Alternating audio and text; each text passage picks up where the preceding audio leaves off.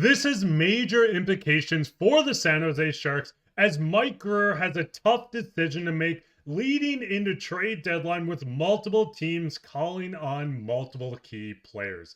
We're going to break all this down and more later on this episode. Before we start, I just want to say if you're just finding this channel and you're a fan of the San Jose Sharks, make sure to go down and hit that subscribe button. We're going to be doing everything with the San Jose Sharks and covering everything around the league with them. But with that, let's just hop straight into the first topic today, Casey, which is the fact that there are two players getting multiple calls on the San Jose Sharks, and this is Cody, Cecil, and Mario Ferraro. You can read through this. They have generated a lot of interest over the last few years and has continued to do so this season. So we'll see kind of where the progress are by the two defensemen. Keep an eye on them, which is closer to the March 7th deadline. And this is from David Pagnotta of the Fourth Period. But just looking at this initially, do you think the San Jose Sharks are going to look at maybe selling off a couple of their veteran defensemen, guys that are in this lineup and making an impact? We see Cody Ceci on this top line. We see Mario Ferraro stationed on the second pairing. Do you think two of these guys are going to be moved ahead of the deadline? And I'll kind of get into the teams that are in on them as well.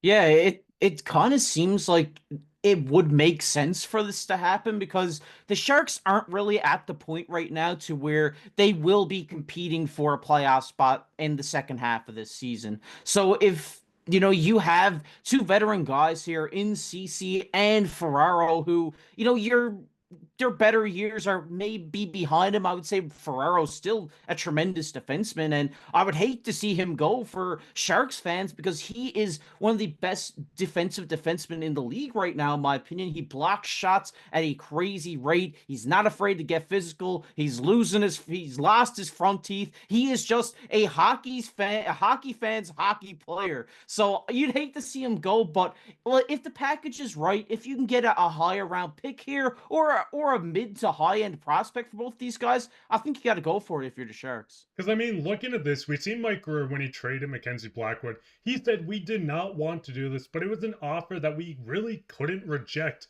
But looking at this, obviously, CC has came in and made a name for himself on the Sharks team. We've seen him make it to the finals with the Edmonton Oilers last year. I do think he adds a lot of value to this team. He is a UFA at the end of the year, so this is a contract that a lot of teams would take on as a just expiring deal to help them in the playoff hunt. But it does get interesting with Mario Ferraro, who is a younger defenseman. He is still on year 3 of 4. He's in his mid-20s. So this might cost a little more. We've seen his name thrown around constantly. Each and every year, the Sharks seem like every team calls them looking at Ferraro. But we did get a report, and this continues on from the David Pagnotta segment, where he said, according to informed sources, several teams, including the Edmonton Oilers, Vancouver Canucks, Dallas Stars, and Florida Panthers, are looking to add depth to their defensive bench. Any of them could make an offer for Cody Ceci or Mario Ferraro, or both. Now, looking at this, a lot of these teams are in need of a defenseman. The Vancouver Canucks are a team that has been desperately dealing with so many injuries throughout the season on the defensive end, on the forward group, and they've been looking for a defenseman to add to this core. The Edmonton Oilers will probably be in on Ferraro as they let CC go to the San Jose Sharks. Maybe they want him back to bring that Stanley Cup experience to the team. But looking at this, what team do you think really sticks out that has maybe the best offer to the Sharks? I really do like Dallas here. I think Dallas has some young guys there too that they can ship out for defensemen as well, some great prospects. And I think they have a great defensive pairing already in Dallas. So adding a big guy here in Ferraro or CC could really give them that extra push towards this playoff or towards this playoff run that they're about to go on. I mean, they already have Heiskanen, Harley, who has been exceptional there, and numerous other defensemen who have been very solid for this team. So if you're just adding in a Ferraro or a CC here, it's only going to make your decor better. I could see Vancouver in on this too, though, Mark. I know Vancouver seems like they're on fire right now. I mean, they're talking about trading Pedersen. They're talking about trading Miller. So why not go out and trade for Mario Ferraro? It seems like they're just trying to make something happen in Vancouver right now. So I wouldn't be surprised if they go out, maybe overpay a little bit on a guy like Mario Ferraro, thinking that he is the solution for their team right now. So I think a lot of teams are going to be in on this, but the one that makes most sense to me, I think, is Dallas, because I think it's Dallas's time to do something here and win a Stanley Cup. And I think the only way they're going to do that is to make a few trades happen here at the deadline. And I mean, looking at the Sharks, they're going to want to continue to add prospects, young players, but I do think the Canucks make the most sense, as the Sharks could go out, maybe acquire someone like Niels Höglander, who would fit perfectly into this core. You could add a young, speedy winger that has a bit of bite to him to the Sharks team to continue just build the young movement, help them towards the future. But it's going to get quite interesting to see how the Sharks really go about this. But it does lead straight into the second topic today, which is quotes from Warsofsky speaking on the Granlund rumors. Now, we have been talking a lot about Cody, Cecil, and Mario Ferraro gaining interest, but we've seen a lot of interest going towards Granlund as well. Now, this is a quote from Warsofsky, and he says he's done a tremendous job with that, similar to Logan Couture, in the sense of where he grabs guys more individually. He's not a big rah-rah speech guy, but he has no problem grabbing a guy, whether that's, eating lunch, breakfast, or having a coffee. You see him on the bench at times in TV timeout. He's talking to Macklin Celebrini. He's talking to Will Smith. He's just organized, helping with these players' development. But looking at trade interests around a guy like Granlund, do you think the Sharks are going to move on from it? Or do you think this is better suited where they can keep this veteran guy that's not only helping them on the score sheet, but helping grow these young stars?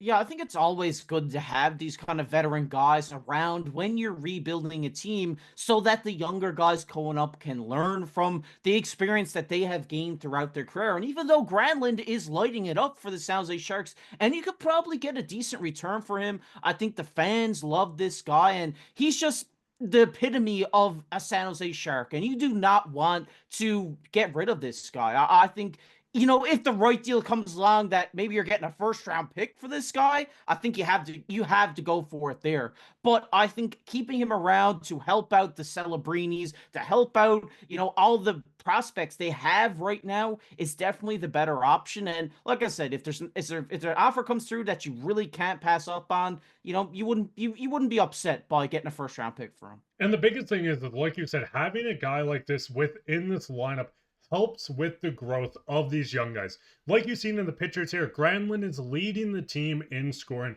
He's been the perfect piece on this team. He's a UFA at the end of this, but it seems like he's enjoying his time in San Jose. He seems like he's having fun. As you can see from these quotes, he's growing. He's helping these young guys throughout the lineup. And in my opinion, I would love to see Granlund come back to this team, continue to grow with this team. This is a mentor piece that you can't really replace. Yes, looking at this lineup, you have so many young budding stars. You still have a few guys within this lineup in their 30s. Gaudreau is one of these guys, but working through, I think Granlund is almost a piece unless the offer comes in that, like you said, it's a first round pick, a prospect, and everything else in between. Yes, you have to move on from him, but I don't think there's any rush within this organization to move on from him. And it's the kind of thing like, hey, give us an offer we can't say no to, and we'll have to accept it. But we're not going to sell out on this guy that's been huge for this franchise just for the sake of moving on from him. But just putting this towards NKC, do you think maybe Granlund will be extended this year if they do go past trade deadline? Or do you think this might be the situation where they're like, hey, we're going to wait till the end of the year and figure things out from there?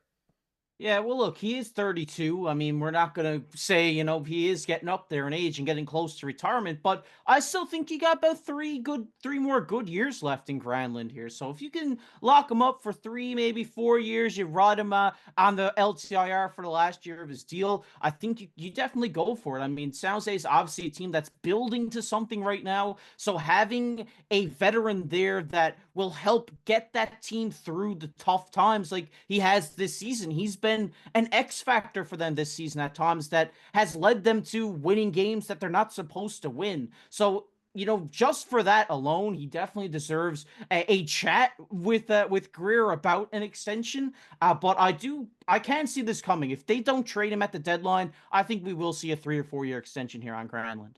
But what's your guys' thoughts on this? What's your thoughts on so much interest going on in these guys like Mario Ferraro, Cody, Cecil, and Granlund? Who would you like to move out? Who would you like to keep? Obviously, Celebrini is untouchable from anyone else around the league. This is the superstar. The future is teal, and Celebrini is at the center of it. Let us know down in the comments. While you're down there, leave a like, subscribe, share this with your friends. As we've said, this is a brand new channel covering everything to do with the San Jose Sharks. So if you're a huge fan of the Sharks and you want to keep up to date on them, just go down and hit that subscribe button. It's completely free, and we'll keep you up to date with everything to do around the team. Well, with that, I've been your host, Mark, with my co-host, KC, and take care.